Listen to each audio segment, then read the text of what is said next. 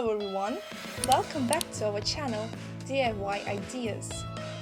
Wood carving can rightly be called as probably the first piece of decorative art created by humans, and it dates back to centuries.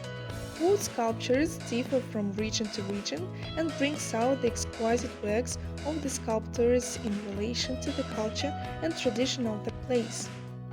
The detailing and the texture of the wood carving needs attention and outstanding creative talents.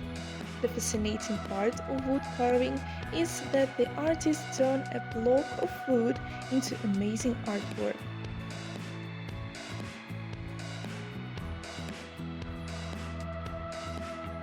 There are four different techniques for wood carving, and each of the techniques use different kinds of tools for creating the sculptures. Whittling is a very old method which has been used for many years.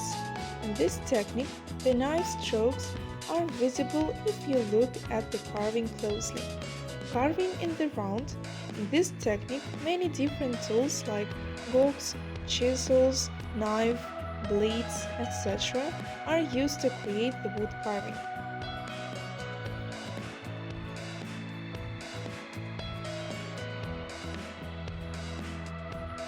These wood sculptures are ultra-realistic masterpieces but perishable due to damages caused by insects, decay and fire. Both softwood and hardwoods are used, principally oak, mahogany, walnut, elm, limewood, chestnut, ebony, boxwood, cedar, cypress, olive, teak and pine.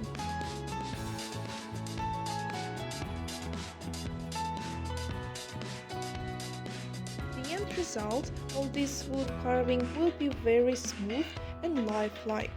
Relief carving is making 3D images on wood. It is normally done on a flat piece of wood and used as a decorative piece on walls. Chip carving requires chip knives, which are used to create intricate designs. Many abstract designs, geometric patterns can be created using this technique.